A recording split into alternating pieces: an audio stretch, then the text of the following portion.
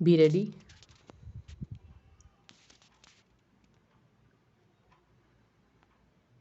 5 seconds. Start.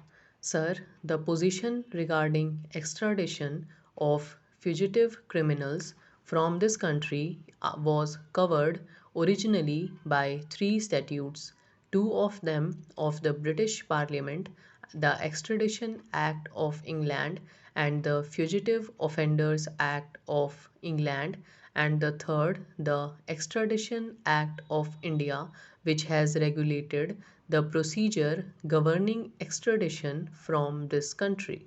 Both the Extradition Act and the Fugitive Offenders Act, passed by the British Parliament, became inapplicable after our independence because the first act applied to such territories as were notified as foreign territories by an order in Council of the British Crown, and the second related to the British possessions and colonies.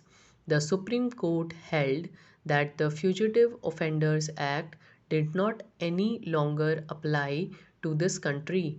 It was therefore felt absolutely necessary that a new law should be passed regulating the question of extradition of fugitive criminals from this country, and the matter was referred to the Law Commission. The government received a report from the Law Commission, up on the basis of which the present bill has been framed. The scheme follows mainly one pattern in substance, though in regard to the question of procedure for countries which are not Commonwealth countries and Commonwealth countries which are notified as such, and as offering an arrangement for extradition of criminals with the government of India. The procedure is a little different, though again in substance it is the same. The whole question boiled down to certain fundamental principles which we have followed. First of all, we have defined in the second schedule extradition and offences. That means that no treaty between the Government of India and any foreign country or any Commonwealth country can include any offence which is not within the second schedule, but it can enter into a treaty with regard to some of the offences, either all or some of them. With regard to Commonwealth countries, if the Government of India come into an arrangement with any Commonwealth country and such an arrangement is notified, Chapter 3 is notified as being applicable to that country, then the procedure prescribed in Chapter 3 will apply to such a Commonwealth country. That means there is no automatic application of this Act with regard to any foreign country or with regard to any Commonwealth country. There must be a prior notification applying in either case, Chapter 3 or other chapters in any case. The second principle that we have followed is that there must be a proper safeguard in the matter of extraditing criminals from this country who are sought to be extradited by their parent states on charges of criminal offences. The precautions had become necessary because it is now a certain principle of international law that no civilized country will agree to extradite the persons who are charged in their parent states with political offences.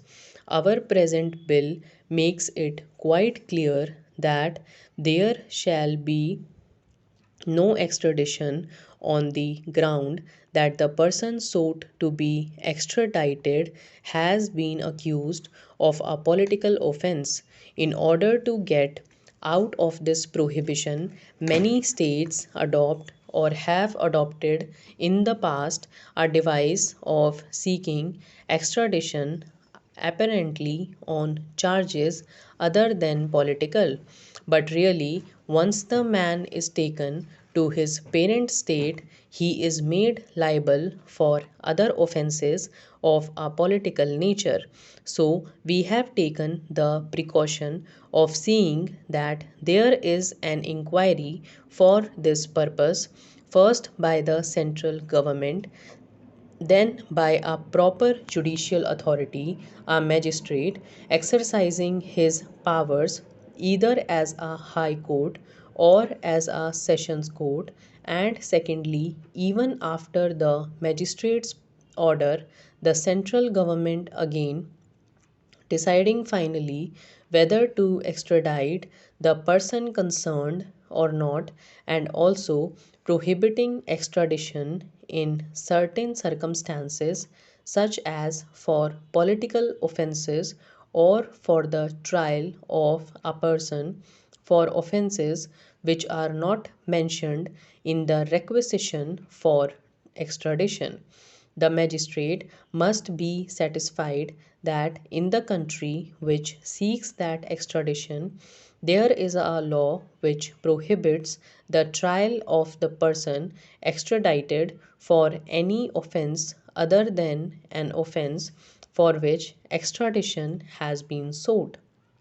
So, it is now in consonance with the accepted principles of international law that is only for known criminality that person may be extradited, but if he is not a criminal but he is simply being sought to be taken to his parent state to be tried for political offences, he shall not be extradited by this country or any country. That this is the scheme of the act.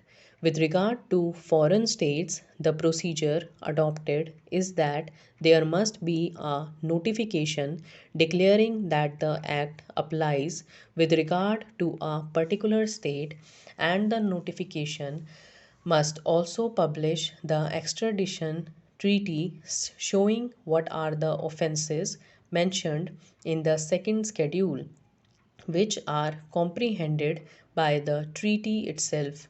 And once that country is notified as such, a foreign country having such a treaty, then if any fugitive criminal from that country is here, that country may seek extradition by moving through diplomatic representatives. Stop.